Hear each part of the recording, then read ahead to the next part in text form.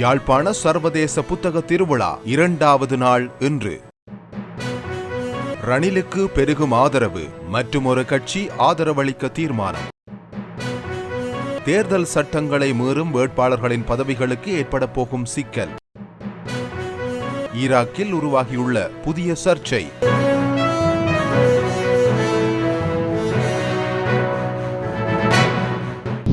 யாழ்ப்பாண சர்வதேச புத்தக கண்காட்சி சர்வதேச ரீதியான பங்களிப்போடு 40க்கும் அதிகமான புத்தக காட்சி கூடங்கள் வரும் ஆகஸ்ட் மாதம் 9, 10 மற்றும் 11ஆம் திகதிகளில் யாழ்ப்பாண கலாசார மத்திய நிலையத்தில். ஊடக பங்காளர் கிரீன் மீடியா, காலைக்கதிர், மாலைக்கதிர்.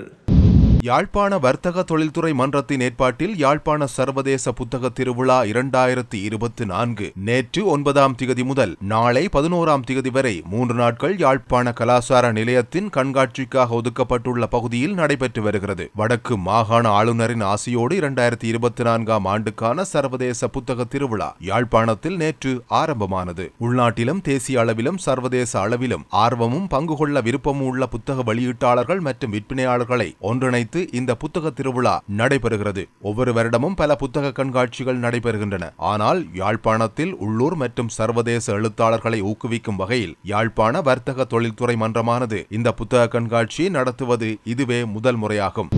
ஸ்ரீலங்கா மக்கள் கட்சி இம்முறை ஜனாதிபதி தேர்தலில் ரணில் விக்ரமசிங்கவுக்கு ஆதரவளிக்க தீர்மானித்துள்ளது. இதனை அந்த கட்சியின் தலைவரும் நாடாளுமன்ற உறுப்பினருமான அசங்க நவரத்ன தெரிவித்துள்ளார். இதேவேளை எதிர்வரும் ஜனாதிபதி தேர்தலில் ரணில் விக்ரமசிங்கவுக்கு ஆதரவளிக்க அமைச்சர் பவித்ரா வன்னியாராச்சி தீர்மானித்துள்ளார். தனது ஆதரவாளர்களின் வேண்டுகோளுக்கு இணங்க இந்த முடிவை தான் எடுத்ததாக அவர் தெரிவித்துள்ளார். நான் ஸ்ரீலங்கா பொதுஜன பெரமுனவில் தொடர்ந்தும் இருந்து எதிர்வரும் ஜனாதிபதி தேர்தலில் சுயேட்சை வேட்பாளராக களமிறங்கிய ரணில் விக்ரமசிங்கவுக்கு எனது ஆதரவை வழங்க தீர்மானித்துள்ளேன் என்று அமைச்சர் பவித்ரா தெரிவித்துள்ளார். ஜனாதிபதி தேர்தலில் எந்தவொரு வேட்பாளரும் தேர்தல் சட்டங்களை மீறினால் தேர்தலின் பின்னரும் அவர்களின் பதவிகளை நீதிமன்றத்தில் சவால் செய்ய முடியும் என தேர்தல் ஆணையாளர் நாயகம் சமன் ஸ்ரீ ரத்நாயக்க தெரிவித்துள்ளார். ஊடகங்களுக்கு கருத்து தெரிவிக்கும் போதே அவர் இந்த விடயத்தினை குறிப்பிட்டுள்ளார். அவர் மேலும் தெரிவிக்கையில், ஜனாதிபதி வேட்பாளர்கள் தேர்தல் விதிமுறைகள் மற்றும் தற்போதுள்ள அளவுகோல்களின் அடிப்படையில் ஒழுக்கத்தோடு இருக்க வேண்டும். அத்தோடு தேர்தல் சட்டத்தை மீறுவோருக்கு 3 வருட சிறை தண்டனை விதிக்கப்படும். எந்தவொரு வேட்பாளரும் தேர்தல் சட்டங்களை மீறினால் ஜனாதிபதி தேர்தலின் பின்னரும் அவர்களின் பதவிகளை நீதிமன்றத்தில் சவால் செய்ய முடியும். இதேவேளை ஜனாதிபதி தேர்தலுக்கான வேட்புமனுக்கள் எதிர்வரும் 15ஆம் திகதி வரை ஏற்றுக்கொள்ளப்படவிருக்கின்றன. ராஜகிரிய சரண மாவட்டத்தில் அமைந்துள்ள தேர்தல் ஆணைக்குழு அலுவலகத்தில் வேட்பாளர்கள் தமது வேட்புமனுக்களை தாக்கல் செய்ய முடியும் என அவர் மேலும் குறிப்பிட்டுள்ளார்.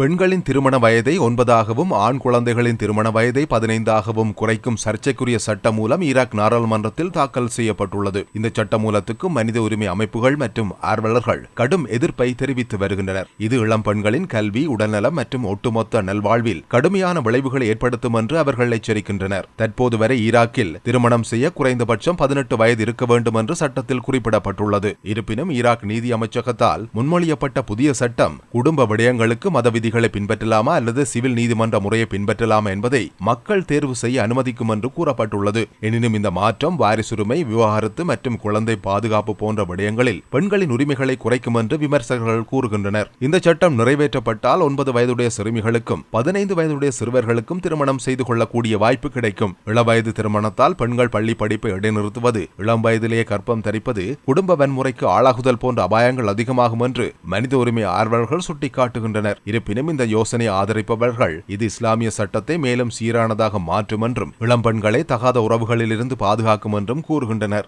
ஆனால் குறித்த ஆதரவாளர்கள் குழந்தை திருமணத்தின் ஆபத்துகளை கவனிக்கவில்லை என்று எதிர்ப்பாளர்கள் வாதிடுகின்றனர். இதற்கிடையில் யுனிசெஃபின் கருத்துப்படி ஈராக்கில் 28% பெண்கள் 18 வயதுக்கு முன்பே திருமணம் செய்து கொள்கின்றனர் என்று தெரிவிக்கப்படுகிறது.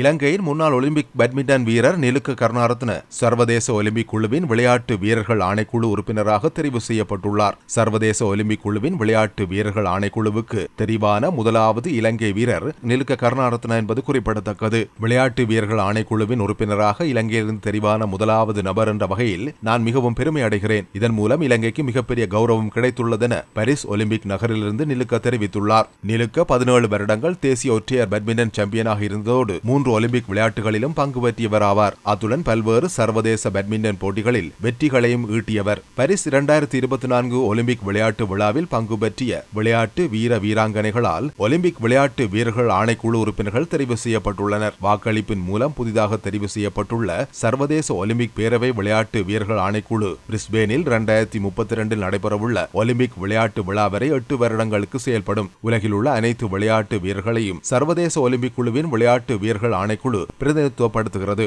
இந்த குழுவில் ஐக்கிய அமெரிக்க ஒலிம்பிக் சாம்பியன் அலிசன் பீலிக்ஸ், ஜெர்மனியின் ஜிம்னாஸ்டிக் வீராங்கனை கிம் கியூ, ஆஸ்திரேலியாவின் படகோட்ட வீராங்கனை ஜெசிகா ஃபோக்ஸ், நியூசிலாந்தின் டென்னிஸ் வீரர் மார்க்கஸ் டேனியல் ஆகியோர் முக்கிய 4 உறுப்பினர்களாக இடம்பெறுகின்றனர்.